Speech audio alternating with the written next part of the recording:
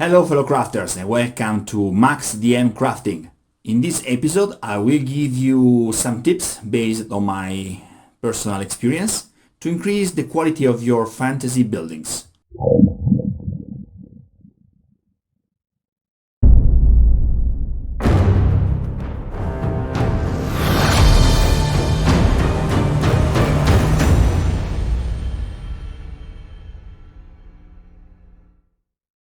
I'm busy, guys, in my first Italian commission. I'm very excited. I can't reveal yet the name of the project, but during this project I'm using all my top techniques for create a fantasy building totally amazing, beautiful on the game table. I want to start answering to some of the most common questions that the community asks me all the time. And so responding to these questions, I will give you some tips and I will show you a little part of my work that is going now, okay? But first of all, last month I've made a video asking you for help for economical support on this channel, and actually the answer was quite nice. But then, of course, as usual, after the initial response of the community, everything stops again. So I'm here again to ask to support this channel. I need your help because, as you can notice, it's for me very difficult now to create more than one video per week. Sometimes it's very hard to do even that. So please consider to support this channel through Patreon. You can donate the amount of one coffee there per month, and this will be great for helping me editing my videos and support the crafting activity that I'm doing here. Also, you can donate once in a while through PayPal. Imagine again to offer me a coffee. I'm an Italian guy, guys, so I need caffeine and coffee. If you offer me a coffee just once in a while, and I will be very happy, and I will be forever grateful to all of you that are donating for this channel, okay? Consider that. Another important stuff, but we will talk about that also during this video. On the description box below, an infinite list of links that are Amazon's affiliated links. Guys, there is no additive cost for you if you buy through those links. It's the same price for you, but if you buy through those links, you will help this channel because I will receive a little percentage on your, on your shopping, okay? Now, let's start with the first common question that is actually how to create a realistic but a catchy fantasy facade for my house. So, realism and fascinating and something that is beautiful. Sometimes what is real is also boring a little bit. I noticed in the past years that actually the combination between realism and fantasy and beauty must be related, strongly related. So sometimes it's important to keep a high grade of realism, but never forget that your eye needs also the beauty. So sometimes it's useful to break some of the rules of realism. And for example, you remember this, okay? If you look at that, for sure you are thinking, oh my god, this is very nice, this is very cute, a beautiful cottage. But this cottage has very few parts that are realistic. You have a lot of details that actually are not important for the realism, but they complete the final general aspect of your building. In my current project, I'm creating a lot of very realistic wall segments, and basically, as you can notice, they are made from brick walls and wood sustain, okay? This is what is called graticcio in Italian. It is a medieval technique that basically consider a skeleton in wood and then is fulfilled with other elements. Can be rocks, in this case bricks, or stucco or stuff like that, even other wood. As you can notice, I alternate some of this, wooden part are like, final horizontal beams. This gives you the idea that some wooden beams are sustaining the ceiling, the roof. An important part is to have in mind a realistic but also catchy pattern for your building. For this, I usually prepare a project that usually starts with a sketch. Then I use some isometrical paper for transform the idea that very often is just very nebulous and very unreal. With the isometrical paper, you can put it in a real space and three-dimensional space. Then, when my idea is pretty much complete, I realized a project, the real draw. At the end, I end up with something like this. I'm drawing the 4 facades of the old buildings and also the roof. After that, piece by piece, segments by segments, I start to craft all the walls. Today I will show you my technique for an advanced wall segment for your scrap build houses. Let's have a look. So for this project I have a map actually with a grid, and this map represents basically the first floor of my building. I'm creating the wall segments for all the area. So I have already prepared an entrance. I have a side part here. Then I have already a piece here, like that, and so on. Basically today we are making a wall segment of 6 inches with a big double window. Okay, for the walls the best height it's 3 inches, so this wall will be 6 inches by 3. I have these pieces of graphics chipboard that are 4 inches by 6. First of all, we need to mark the grid on our piece.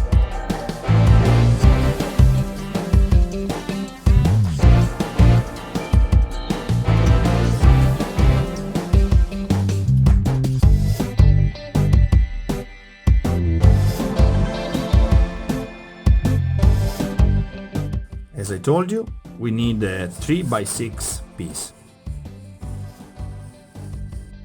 First of all, we need to understand where to put the windows. In my project, all the windows are centered in the middle of these 6 by 3 pieces. So a double window will be here. I'm using wooden beams, so I need to take the measure here. And then I have 2 inches standard that I'm using as a template for all my windows, so it's like that. Okay, and we cut that.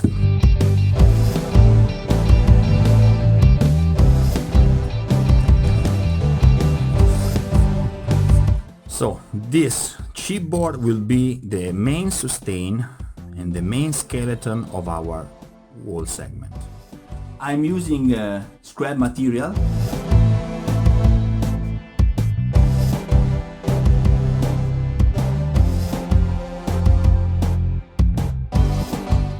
So I have created these beams that are 7 mm thick. Now with the metal brush I create the wood grain very fast.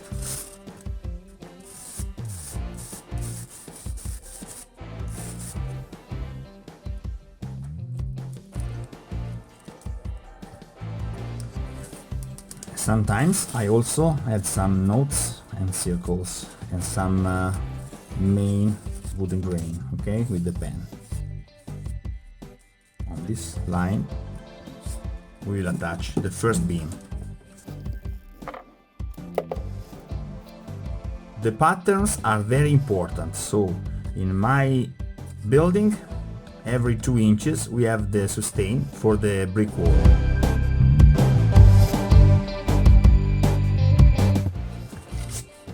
And we cut.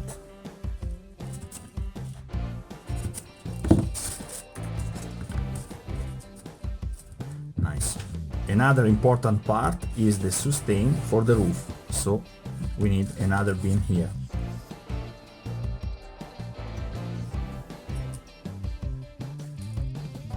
Basically these supports are every time the same, okay? So what changes is the support for the windows, or if you have some doors you can create the support for the door, and what you use all around, okay? Now we need, for every inch we need a sustain, but before that we need to create the window frame.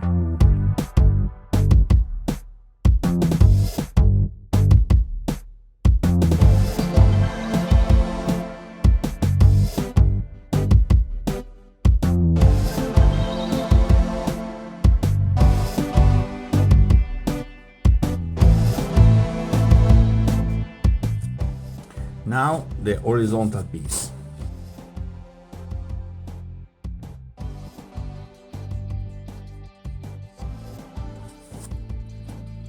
Nice. Now something very important. I'm alternating support beams on the top.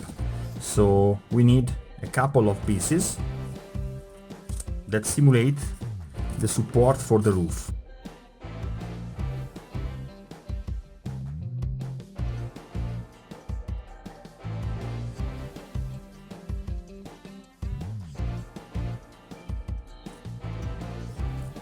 Okay.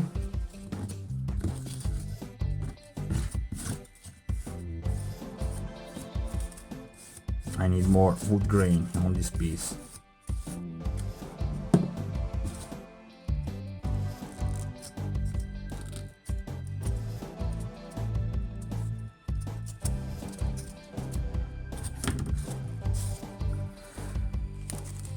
Now we need the bricks. For the bricks you can use other pieces of foam. I'm cutting actually by hand, free-handed, pieces of foam about 7 mm thick, okay, like that. If you do this work very fast you have the better results. Then I like to alternate with some other color foam for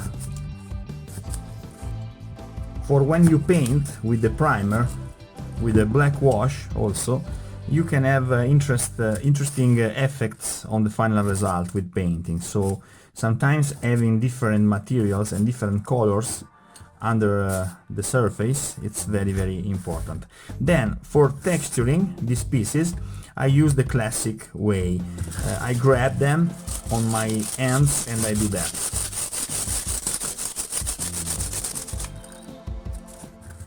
Yeah. I know that Black Magic Craft use this, you know, bucket technique with the rocks and stuff like that, but in my opinion is not necessary, because at the end also you have a beautiful texture on these bricks. Okay, it's more than enough. And then if you are not satisfied you can always do a passage with the aluminum foil and that's it. So fast and easy. Yeah, let's build a real wall.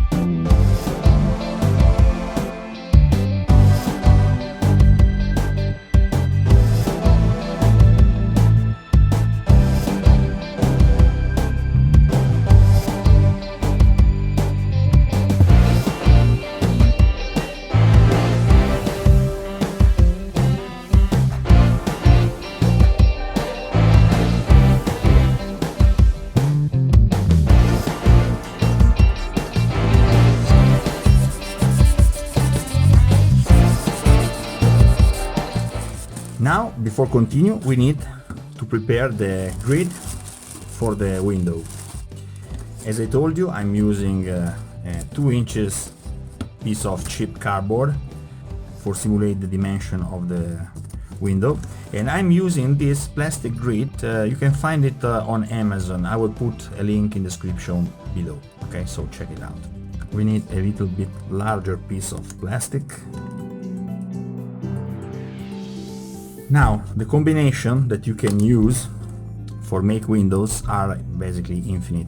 Also, I've done a video on walls with windows, so you can check it out. That is a more basic technique. This is more advanced. Okay, so all around, and yeah, that's it. Now, this is too long for be without a support, so we create a support of glue, a couple of drops,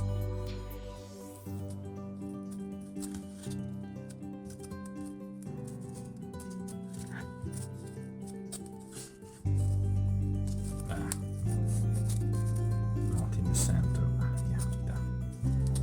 Okay, remember, if you need more wood grains, you just add them with the pen. After I published some of the pictures of my work, very often you people ask me how I get that particular texture on my walls. It's a particular XPS foam that they sell here near my house, actually, in a Brico Plus center. It's called like that, Brico Plus in Italia. And basically, I don't know if you can find it all over the world, but basically it is what I'm using. Let's check it out.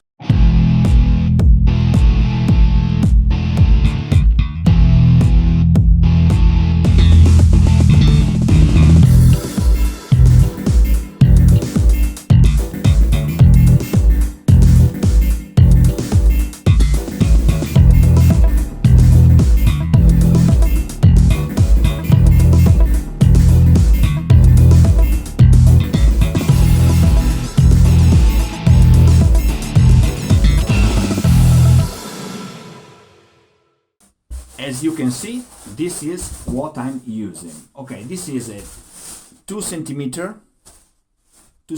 thick XPS foam panel. It's about half meter by 1.5 meter. Okay, more or less. And this panel has on the surface a nice texture that actually is made for simulate the texture of the real houses walls.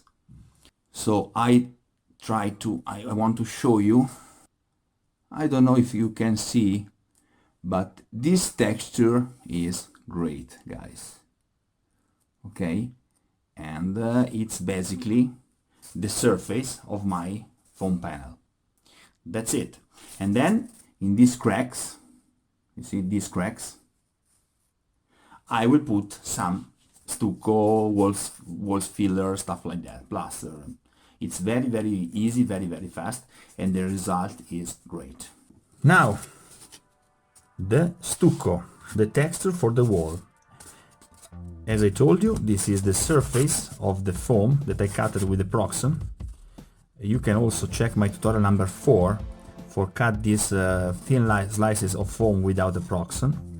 And then it's just a matter to put it in. So we just eyeball a little bit.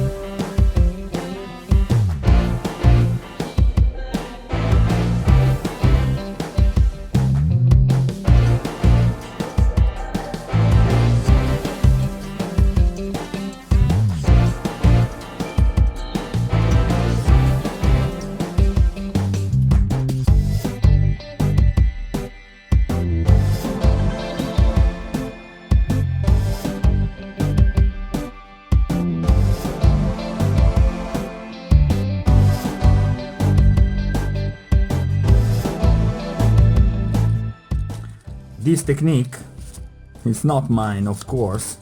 This technique I learned from John Suski. Hi John, I hope you watch some of my videos. Thank you John, this is a great technique. It's a pity that you don't have anymore your channel on YouTube, because it was great. Okay, big fan John, you know that.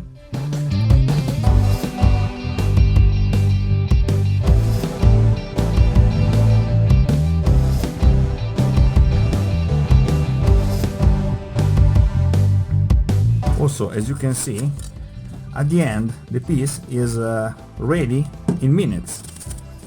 So this is a saving time method, you know, and the final result is amazing, trust me. In all my pieces I like to put this little balcony, I don't know how to call that, for the windows. So now also we create a couple of pieces of wood in my wood grain technique with the pen. Very easy, very fast, just scratching like that, little bit here,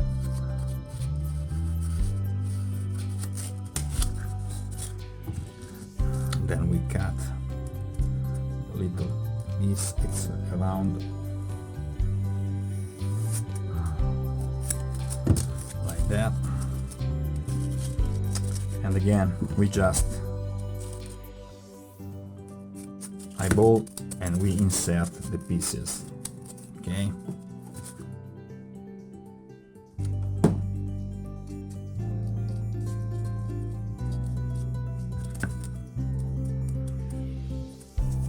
yeah, that's pretty much it.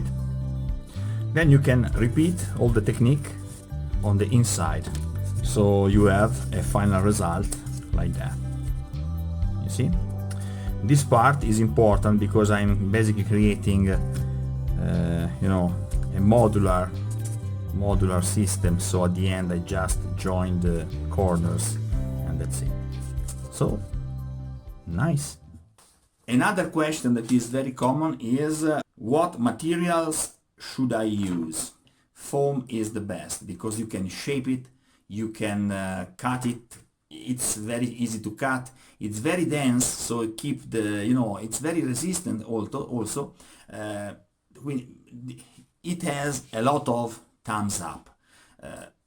I think one of the very few thumbs down is the weight, but you can improve the weight with some washers, some screw. It's very easy to improve the weight, so having very stable pieces on your table.